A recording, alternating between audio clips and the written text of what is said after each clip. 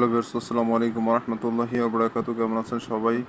তো আপনারা ভালো থাকুন, সুস্থ থাকুন, নিরাপদে থাকুন এই কামনা করে আজকে নতুন ভিডিওটি আমি আরম্ভ করতেছি। তো আজকে যে বিষয় নিয়ে আলোচনা করব সেটা হচ্ছে শত্রুকে কীভাবে পঙ্গু বানিয়ে রাখবেন, সারা জীবনের জন্য বিছানায় ফেলে রাখবেন সে বিষয়ে আলোচনা করব। সে পঙ্গু হয়ে যাবে, সম্পূর্ণরূপে পঙ্গু হয়ে যাবে, কোনোভাবে চলাফেরা করতে পারবে না, সম্পূর্ণরূপে বিছানায় পড়ে থাকবে। ওকে হাজার ডাক্তার, হাজার কবিরাজ যদি দেখায় তারপরও সে সুস্থ হতে পারবে না, তাকে কেউ সুস্থ করতে পারবে না।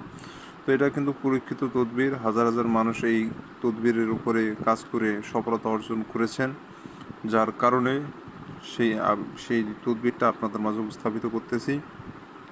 তো এটা খুবই সহজেই একটি তদবির, আপনারা দেখতে পাচ্ছেন নকশাটা। এই নকশাটা যে কেউ অঙ্কন করতে পারবে, তবে আর বৈশিষ্ট্যটা আছে, সেই নিয়ম আছে, নিয়ম নীতি সব কিছু মেনে যখন কাজ করবেন তখনই কাজটি সম্পূর্ণ হবে। আর যখন একটু 19-20 করবেন, ভুল করবেন, তখন কিন্তু কাজটা হবে না, উল্টা আপনার ক্ষতি হওয়ার সম্ভাবনা রয়ে যায়। অতএব পুরো ভিডিও দেখবেন, জানবেন, নিয়ম বুঝে সম্পূর্ণ নিয়মটা মাথার মধ্যে গেঁথে নেবেন, মাথার মধ্যে গেঁথে নেবেন, তারপরে কাজে বসবেন, তার আগে কাজ করবেন না। কারণ আপনি যদি একটু 19-20 করেন, হতে পারে আপনার সারা জীবনের কান্না। আপনি শত্রুকে পঙ্গু বানাতে গিয়ে উল্টা আপনার উপরে বান প্রয়োগ হয়ে আপনি নিজে পঙ্গু হয়ে গেলেন, তখন কিন্তু বিপদ হয়ে যাবে। তো এটা কিন্তু সারা জীবনের জন্য, যাকেই করেন না কেন ভেবে চিন্তা করবেন, কারণ এটা আর ভালো হবে না, সারা জীবনের জন্য সে বিছানায় পড়ে থাকবে। আর এই জন্যে বলতেছি, যাকেই বান মারেন না কেন আগে সঠিকভাবে চিন্তা ভাবনা করে নেবেন যে তাকে কি আদেও আপনি সারা জীবনের জন্য পঙ্গু করে রাখবেন। আপনি আগে ভাববেন, কারণ একটা মানুষের জীবন মরণের ব্যাপার। আপনি ভেবে চিন্তে কাজ করবেন, আর যে আদতীয় শত্রু তাকেই ক্ষতি করবেন। যে শত্রু আপনার ক্ষতি করতেছে, দেওয়ালে পিঠ ঠেকে গেছে, তাকে পঙ্গু না বানালে আপনার কিছু করার নাই আর। তো এমন শত্রু কি এই পঙ্গুটা মারবে, পঙ্গুবান মারবেন। তাছাড়া ভালো মানুষকে, পরোজগার ব্যক্তিকে মারতে যাবেন না, তখন আপনার ক্ষতি হওয়ার সম্ভাবনা রয়ে যায়। তো যাই হোক বন্ধুরা, আর বেশি কথা বলবো না। আমার চ্যানেলে নতুন এসে থাকলে অবশ্যই চ্যানেলটি সাবস্ক্রাইব করে পাশে থাকা বেল আইকনে ক্লিক দিয়ে অল নোটিফিকেশন অন করবেন, তাহলে পরবর্তী সব নতুন নতুন ভিডিওগুলো দেখতে পারবেন সবার আগে। তো বন্ধুরা, আমার যতগুলা বানের ভিডিও আছে, তো প্রত্যেকটা বানের নকশার পিছনে কিন্তু জিন থাকে। ওই জিনটা আপনি যখন সঠিক নিয়মে কাজটা সম্পূর্ণ করবেন, আপনি নকশাতে কাজটা করবেন, তে আপনার কাজটা করে দিবে কে? মানে আপনার একটা নকশাতে কাজ করবেন আর সাথে সাথে শত্রুর উপর বান প্রয়োগ হবে, এটা কেমন কথা? মানে বানটা কিভাবে হয়, বিষয়টা তো জানতে হবে নাকি? আপনি যখন এই নিয়মে কাজটা করবেন, তখন এই নকশার পিছনে যে হুকুমের গোলামের জিন রয়েছে, মানে নকশার গোলাম হয়ে থাকে সে জিনটা। তো ওই জিনটা যখন আপনি সঠিক নিয়মে কাজ করবেন, ওই জিনটা চলে যাবে আপনার শত্রুর, যেখানে শত্রুর নাম যেটা দিবেন সেই শত্রুর কাছে চলে যাবে এবং সেই শত্রুকে বানটা মেরে দিবে। তো এই জিনগুলো নকশার পিছনে মানে কতদিন থাকে?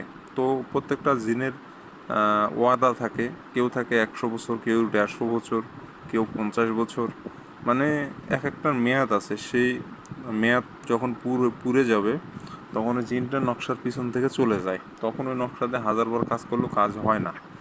তো এমনই মক্কেল ছাড়া বা জিন ছাড়া নকশা ইউটিউবে দেখতেছি অনেক কবিরাজ দিচ্ছে, আপনারা কাজ করতেছেন কিন্তু কাজ হচ্ছে না। তো কাজ না হওয়ার পিছনে এটাও বিশাল একটা কারণ হয়ে থাকে। তো যাই হোক বন্ধুরা, স্ক্রিনে যে নকশা দেখতে পাচ্ছেন, এটা দিয়ে মূলত পঙ্গবান মারতে হবে। তো এটা করতে গেলে আপনাকে সর্বপ্রথম সাদা কাগজ সংগ্রহ করতে হবে, সাদা কাগজের উপরে সম্পূর্ণ নকশাটা আপনাকে লিখতে হবে। তো এই নকশাটা আপনি অবশ্যই লাল কালি অথবা জাফরান কালি দিয়ে লিখতে পারবেন। নীল কালি অথবা কালো কালি দিয়ে যদি নকশা লেখেন, সেক্ষেত্রে নকশা কাজ করবে না। তো আপনারা লক্ষ্য করে দেখতে পাচ্ছেন নকশার উপরে এখানে এখানে সোজা দাগ দিলেই হবে, এখানে এই যে সিস্টেমটা করা লাগবে না। এখানে একটা বিড়ালের ছবি দেওয়া আছে, আপনি ওই বিড়ালের ছবিটা অঙ্কন করা লাগবে না, আপনি শুধুমাত্র এখানে দাগ দিয়ে শুধু এই নকশাটা অঙ্কন করলেই হবে। আশা করি বুঝতে পেরেছেন। তো এইভাবে আপনি লাল কালিতে সম্পূর্ণ নকশাটা অঙ্কন করবেন, স্কেল নেবেন, একটা স্কেল নিয়ে দাগ টেনে কুশি টেনে সুন্দর করে এই নকশাটা কমপ্লিট করে ফেলবেন আপনি। তো বন্ধুরা, যখন নকশা অঙ্কন করবেন, দিনটা অবশ্যই শুক্রবার অথবা শনিবার, এই দুই দিনে যে কোনো একদিনে করতে পারবেন। এই দুই দিনে যে কোনো একদিন ধার্য করে আপনি নকশাটা লিখবেন। অন্য দিনে যদি নকশা অঙ্কন করেন, সেক্ষেত্রে নকশা কিন্তু কাজ করবে না। আশা করি বুঝতে পেরেছেন। তো যখন নকশা অঙ্কন করবেন, রাতে অঙ্কন করার চেষ্টা করবেন।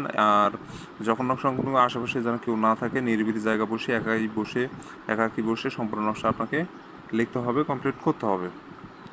তো বন্ধুগণ, যখন নকশা লিখবেন কারোর সাথে কোনো প্রকার কথাবার্তা বলা যাবে না, কারোর সাথে কোনো প্রকার কথা বলবেন না। তো যাই হোক, যখন নকশা কমপ্লিট হবে নকশার নিচে শত্রুর নাম এবং তার পিতার নাম লিখতে হবে। নকশার এখানে উল্লেখ করে দেওয়াই আছে, শত্রুর নাম দিবেন, তারপরে শত্রুর পিতার নামটা দিয়ে দিবেন ওখানে নিচে, নকশার নিচে আপনারা দেখতেই পাচ্ছেন। তো প্রথমে দেবেন শত্রুর নাম, তার নিচে শত্রুর পিতার নাম, বা লম্বা করেও লিখতে পারেন আপনার যে কোনো, মানে প্রথমে দেবেন শত্রুর নাম, তার নিচে শত্রুর পিতার নাম। এভাবে যদি না লেখেন তাহলে প্রথমে দেবেন শত্রুর নাম এই পর্যন্ত, এখান থেকে আবার এখানে শত্রুর পিতার নাম। আপনি যেভাবে দেন সেভাবেই হবে, সমস্যা নাই, কিন্তু কি স্পষ্ট নাম দিতে হবে। আর নকশাটা পরিষ্কারভাবে যেভাবে আছে ঠিক একভাবে অঙ্কন করতে হবে। আর যে কাগজে নকশা লিখবেন কাগজটি পাক পবিত্র যেন হয়, কোনো প্রকার নোংরা আবর্জনা যেন কাগজে না ভরে থাকে, সাদা কাগজের নকশা লিখতে হবে। আর আপনি নিজেও পাক পবিত্র থাকবেন, যে জায়গায় বসে নকশা লিখবেন জায়গাটাও যেন পরিষ্কার থাকে। বিষয়গুলো লক্ষ্য রেখে আপনি নকশা অঙ্কন করে ফেলবেন। তো নকশা অঙ্কন করে ফেললে এই নকশাটা আগুনে পোড়ায় ফেলতে হবে, এটুকুই আপনার মূলত কাজ। তার আগে আর একটা কাজ আছে, বলতে ভুলে গেছিলাম, সেটা হচ্ছে কি যে নকশা কমপ্লিট হয়ে যাওয়ার পর সূরা নাস একবার করে নকশার উপর ফু দিবেন। কুল আউযু বিরাব্বিন নাস মালিকিন নাস ইলাহিন নাস মিন শাররিল ওয়াসওয়াসিল খান্নাস আল্লাযী ইউওয়াসওয়িসু ফি সুদুরিন নাস মিনাল জিন্নাতি ওয়ান নাস। তো এটা পড়ে একবার নকশার উপরে ফু দিয়ে দিবেন। ফু দেওয়ার পর নকশার কাজ শেষ, এই নকশা এখন আগুনে পোড়ায় ফেলবেন, আপনার কাজ শেষ। আপনি অপেক্ষা করবেন, অল্প সময়ের মধ্যে আপনার শত্রু পঙ্গু হয়ে যাবে। আর যারা অনুমতি নেবেন চ্যানেল সাবস্ক্রাইব করে কমেন্টের নাম লিখবেন, অনুমতি পেয়ে যাবেন, কারণ আপনার নাম না জানলে অনুমতি দিব কীভাবে। তো যাই হোক, চ্যানেল সাবস্ক্রাইব অবশ্যই করতে হবে। চ্যানেল সাবস্ক্রাইব না করে যারা কমেন্টের নাম লিখবে তারা অনুমতি পাবেন না। যারা চ্যানেল সাবস্ক্রাইব করবেন, কমেন্টের নাম লিখবেন, শুধুমাত্র তারা অনুমতি পাবেন। আর স্ক্রিনে যে নম্বর, এটা আমার ইমো নম্বর, যে কোনো প্রয়োজনে যোগাযোগ করতে পারবেন। ধন্যবাদ সবাইকে, ভালো থাকবেন, সুস্থ থাকবেন, দেখা হচ্ছে পরবর্তী কোনো এক নতুন ভিডিওতে।